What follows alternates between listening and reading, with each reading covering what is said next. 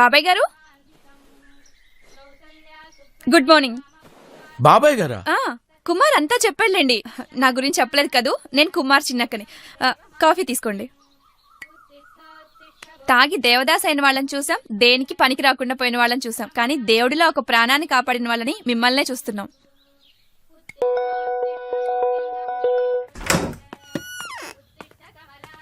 ఇదిగోండి తీసుకోండి.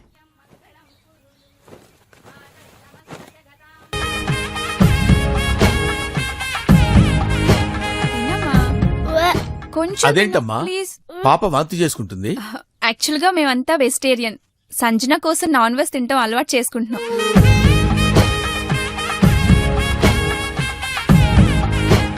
మేమేమైనా తప్పుగా మాట్లాడామా? మీ కళ్ళు చెమ్మగిల్లాయి. మా ఇల్లు మీకు నచ్చిందా బాబాయ్? ఇది ఇల్లు కాదమ్మా, సీతమ్మ.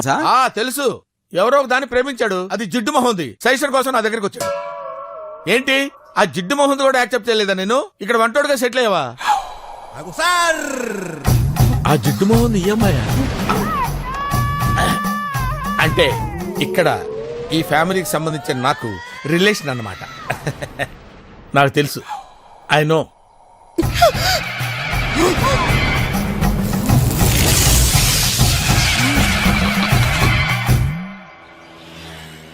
What is that? ఏ సంజన, అక్కడ చూడవే.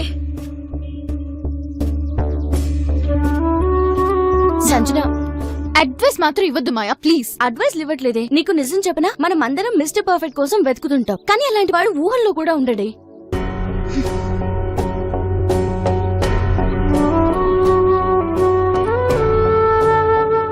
అందరూ దొంగ వెదవలే.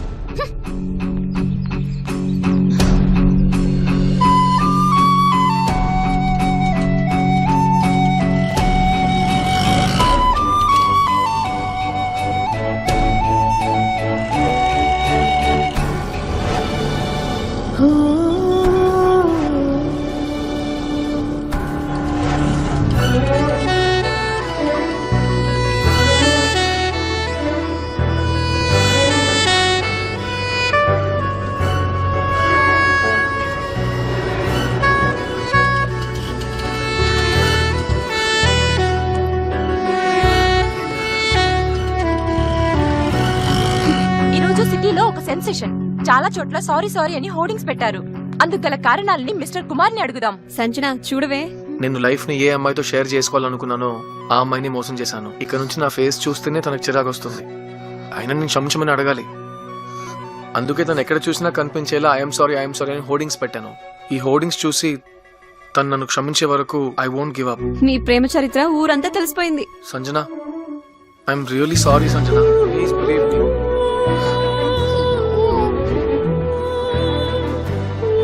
తీసేస్తున్నాడు.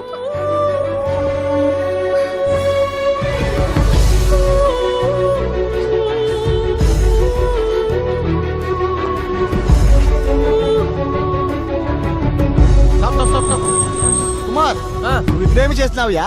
కనిపించేలా హోర్డింగ్స్ పెడుతున్నాను. ఆ అమ్మాయి చూడ అంటే టోక్యో వెళ్ళాలి. ఏంటి సార్ మీరు అనేది? నీ మీది కోపంతో తాను టోక్యో వెళ్ళిపోతుంది. వెంటనే ఎయిర్పోర్ట్ వెళ్ళు, లేదంటే life long miss Sanjana.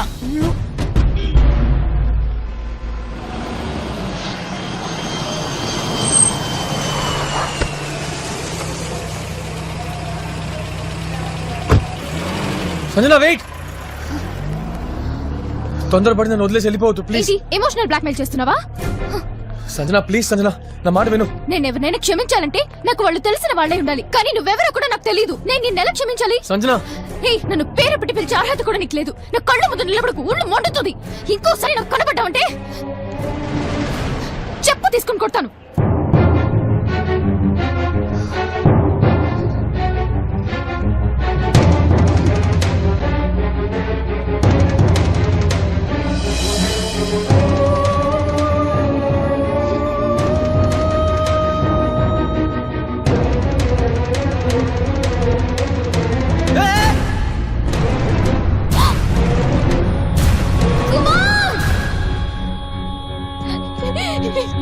Kumar,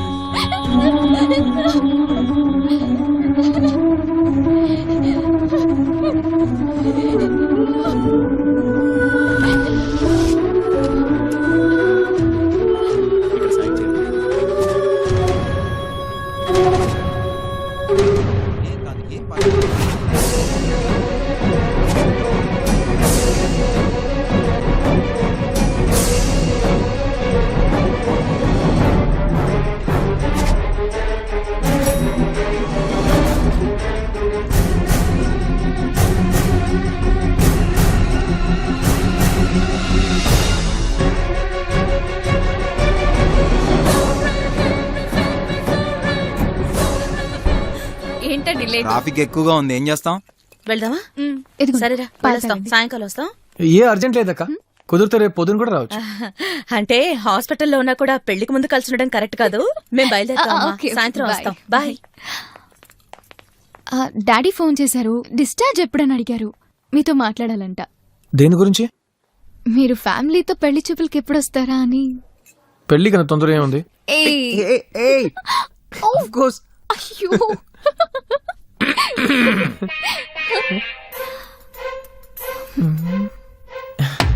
చివరిగా ఓసారి మాట్లాడి పంపిస్తాను. ఇదే లాస్ట్ అండ్ ఫైనల్. ఇంకోసారి నిన్ను వాడితో చూసానంటే చంపేస్తాను.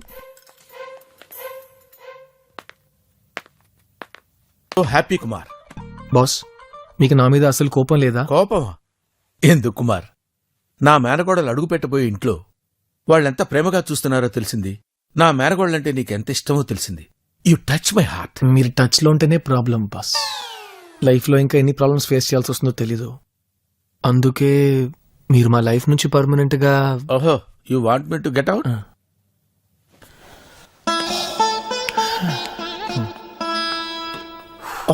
మిస్టర్ కుమార్, వెళ్లే ముందు నీకు విషయం చెప్పాలి. Feel free bus. Okay. Sanjana మళ్ళీ నేనెందుకు ప్రేమించిందో తెలుసా? నాకు యాక్సిడెంట్ అయింది, చూసింది, సింపతితో లవ్ చేసింది. అది యాక్సిడెంట్ కాదు mister Kumar. First time accident చేస్తున్నారు. All the best boss. Yes, మొట్టమొదటిసారి యాక్సిడెంట్ చేసేవాడిని ఎంకరేజ్ చేస్తుందని నిన్నే చూస్తున్నా. అతను వెళ్ళిపోతున్నాడు. ఫాస్ట్ గా వెళ్ళి గుద్దండి బాస్. ఎస్, ఇప్పుడు డ్రైవింగ్ కంటే టైమింగే ముఖ్యం. ఈ రోజుల్లో అమ్మాయిల్ని పడేయాలంటే ఏదో ఒకటి ప్లాన్ చేయాలనుకున్నాను. అందుకే ఈ సీన్ ప్లాన్ చేశా. మీరా యాక్సిడెంట్ చేశారా? ఎస్. Any doubt? బాస్, ఆ రోజు మీరు ఏం చేయకపోయినా ఆ యాక్సిడెంట్ జరిగేది boss. What do you mean? అంతా మీరిచ్చిన ట్రైనింగే కదా బాస్.